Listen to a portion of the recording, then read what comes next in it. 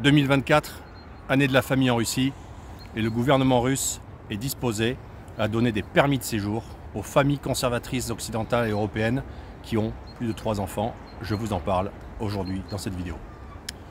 Bonjour et bienvenue sur une nouvelle vidéo sur ma chaîne YouTube, sur la chaîne du Frussien, ma chaîne YouTube. Le Frussien, c'est moi, Alexandre.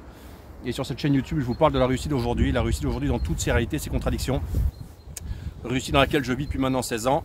À Moscou, où je travaille et dirige un cabinet de conseil en ressources humaines et recrutement. Et depuis 2020, j'accompagne les particuliers qui ont des projets Russie, des projets de vie avec la Russie, ou des projets de vie en Russie, des projets de s'installer en Russie pour y refaire leur vie, pour y travailler et vivre.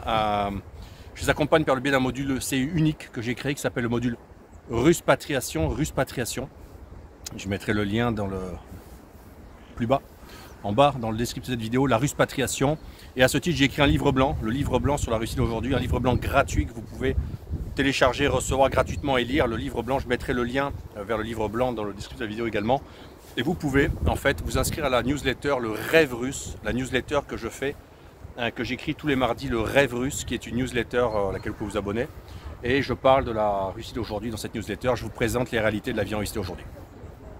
Aujourd'hui, je voudrais vous parler d'un projet, quelque chose qui existe en fait, qui n'est plus un projet, qui est une réalité. En fait, 2024, c'est l'année de la famille en Russie. Le gouvernement russe a compris les enjeux de la démographie problématiques. En Russie comme en Europe, il n'y a pas assez d'enfants par femme. Et donc, 2024, c'est l'année de la famille. Et il y aura énormément d'événements qui vont être mis en place par les autorités dans les différentes villes du pays pour promouvoir et magnifier la notion de famille. La notion de famille en Russie, c'est-à-dire un papa, une maman et des enfants. Donc, dans le cadre de cette année de la famille, le gouvernement russe organise des aménagements légaux, des aménagements juridiques, des aménagements techniques pour permettre des choses qui n'étaient pas permises avant. De quoi parle-t-on? J'avais déjà parlé il y a à peu près un an du projet de visa idéologique.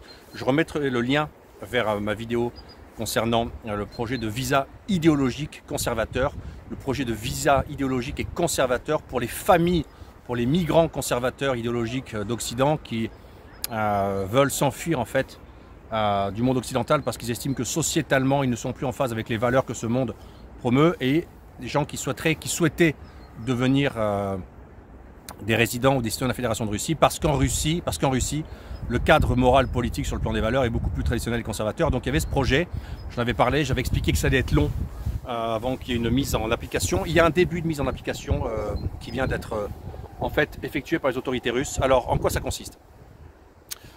Vous savez peut-être, ceux que j'ai consultés le savent, qu'en Russie, pour obtenir un permis de séjour, un permis de résidence, il y a deux façons. La première, c'est par le regroupement familial, c'est-à-dire qu'en fait, il vous faut un conjoint russe, des parents russes ou des enfants russes. Et pour beaucoup de familles, qui sont des familles européennes, belges, suisses, françaises, canadiennes, sans sang russe et sans ascendance et sans descendance russe, eh bien c'est compliqué. Il y a une autre façon d'obtenir des quotas, c'est d'aller à la police et de remplir un dossier de quotas. Certaines personnes qui regardent cette vidéo savent que je les ai accompagnés là-dessus, que ça a marché. Pour d'autres, ça a été plus compliqué. Donc pourquoi? Parce que les quotas, c'est compliqué à obtenir et que les autorités russes en donnent de moins en moins.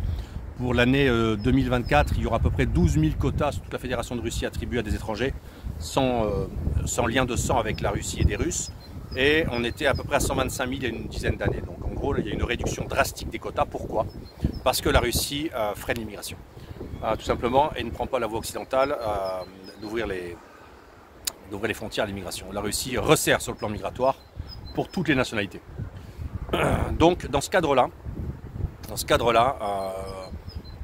il y a un petit changement qui vient d'apparaître, qui est le suivant, c'est que les autorités russes, tacitement et non officiellement, acceptent de prendre en compte avec beaucoup d'attention les demandes d'obtention de quotas pour les familles occidentales et européennes qui ont 3 enfants ou plus. Comment ça marche? Eh bien ça marche de la façon suivante, c'est que tacitement ces dossiers vont être privilégiés, prioritaires, et qu'à partir du moment où un oui de principe va être donné par les autorités russes à la lecture du dossier et de la demande de la famille d'obtenir un quota, l'attribution du quota sera automatique Donc voilà, la situation est la suivante. Comment ça marche? Concrètement, il n'y a pas un changement de loi. Il n'y a pas un changement de loi parce qu'évidemment, s'il y a un changement de loi, ça concernera toutes les familles avec plus de 3 enfants, y compris de zones du sud global, y compris d'Asie centrale, y compris d'Asie. Et ça, les autorités russes n'en ont pas envie, tout simplement. Donc aujourd'hui, ça concerne des quantités infimes qui sont des quantités idéologiques.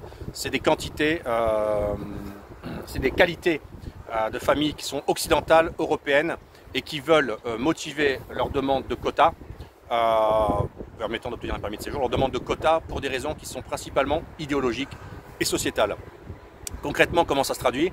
Ça se traduit par le fait que vous pouvez m'écrire avec une présentation de votre famille, du nombre d'enfants, motiver votre projet et moi derrière, je vous accompagnerai et vous redirigerai vers les étapes suivantes pour vous permettre d'obtenir pour vous, votre époux et vos enfants, votre conjoint, votre époux, votre épouse, votre conjoint et vos enfants, obtenir un quota.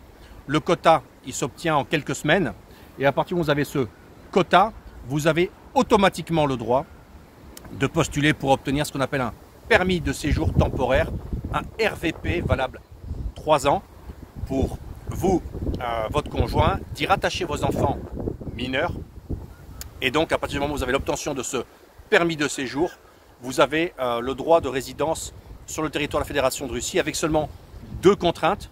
La première, c'est de passer plus de 183 jours par an, c'est-à-dire 6 mois et 1 jour, sur le territoire de la Fédération de Russie. Et la deuxième, c'est de pouvoir annuellement produire aux autorités russes le fait que vous avez des revenus qui vous permettent d'assurer en fait pour les 12 mois à venir le revenu minimal de survie pour chaque membre de la famille, 22 000 roubles par mois à Moscou et par personne, et dans les régions un peu moins, 18 16 000 roubles par mois selon les zones. Voilà, donc en gros 12 par 16 par 5 pour une famille de 5 enfants. Donc c'est pas des sommes délirantes. Et ça vous permet d'obtenir ce permis de séjour. Et à partir du moment où vous avez ce permis de séjour 3 ans, vous pouvez, au bout de 8 mois, postuler à l'obtention d'un permis de résidence définitif, il n'est pas limité dans le temps, qui a les mêmes contraintes que le permis de séjour que je viens de citer, c'est-à-dire 183 jours par an sur le territoire de la Fédération de Russie et prouver tous les 12 mois que vous avez d'avance des revenus vous permettant de subvenir aux besoins minimaux alimentaires tels que la loi russe le demande. Voilà, donc ça c'est quelque chose que la Ruspatriation a contribué à co-créer. Voilà, donc il y a une quasi-certitude pour les dossiers normaux et les familles normales qui ne sont pas des familles, je répète, la Russie n'est pas un pays d'immigration, ce n'est pas un pays qui va accueillir des gens qui vont être à charge de l'État. Donc il faut que vous puissiez présenter votre projet et vos ressources financières à minima pour justifier de votre droit au séjour sur le territoire de la Fédération de Russie. Il n'est pas question de comprendre et d'imaginer que la Russie a besoin de vous, va vous fournir appartement, billets d'avion et vous payer un SMIC pour résider en Russie. Ce n'est pas ça qui va se passer. Là, on parle de familles qui ont les moyens de subvenir à leurs besoins, qui ont un minimum de ressources et qui ont un projet réel avec la Russie. Mais croyez-moi, c'est un pas énorme parce qu'à partir du moment où vous avez un permis de séjour, un permis de résidence, vous êtes vraiment dans l'écosystème russe. Il est facile de créer une entreprise, vous êtes résident fiscaux, il est facile de résider, les contraintes financières sont très maigres comme je viens de l'expliquer. Et globalement, pour ceux qui cherchent du travail, vous êtes embauchables comme des Russes. Sans permis de travail, sans quota de travail. Donc c'est un énorme plus. Voilà. Et ça c'est un geste tacite des autorités russes pour aider les familles européennes et occidentales avec 3 enfants ou plus qui souhaitent en fait tenter l'expérience russe, tenter de réaliser leur rêve russe et qui souhaitent quitter l'Occident et le nouveau cadre moral sociétal qui est imposé en Occident parce que ça ne leur convient plus. Voilà. Je crois que c'est tout pour aujourd'hui. C'est ce que je voulais faire passer comme message. Vous avez des questions, écrivez-moi. L'adresse sera en bas dans la description de la vidéo, frucien@gmail.com. Si vous avez velléité de participer à ce projet, si vous voulez postuler, si vous voulez envoyer votre candidature pour vous et votre famille, eh bien vous m'écrivez, prenez contact avec moi, je vous donnerai la marche à suivre et je vous accompagnerai moi sur tout le déroulé jusqu'au bout, jusqu'à l'obtention du permis de séjour avec mes partenaires et après jusqu'à l'obtention du permis de résidence. Voilà, donc la Ruspatriation prend un nouveau tournant aujourd'hui, le fait de pouvoir accompagner des familles qui ont des projets de vie en Russie. Voilà, c'est tout pour aujourd'hui. Bonne nouvelle, pour ce printemps qui arrive. Bonne nouvelle, courage.